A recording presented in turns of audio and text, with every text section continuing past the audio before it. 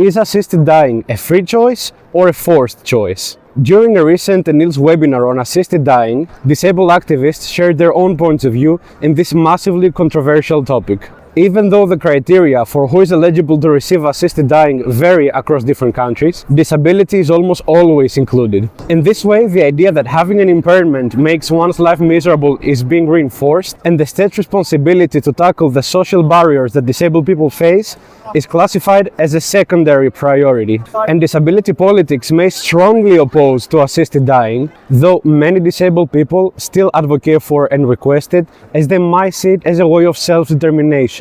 In other cases, people internalize ableism, viewing their own existence as less valuable or even as a burden to society, even if this couldn't be further from the truth. Often, disabled people are encouraged to use assisted dying by medical professionals or even their own families. And very significantly, a lot of disabled people find it impossible to cope with all the external barriers that they constantly find in their ways. All the above facts raise a very important question. Can forced or uninformed decisions and the lack of alternatives be considered a real freedom of choice? And NIL thoroughly believes that independent living should be the primary priority through fighting discrimination, deinstitutionalization, accessible housing, personal assistance, access to the labor market, and education of medical staff and the families of disabled people. It really seems that disabled people are assisted to die, but not supported to live.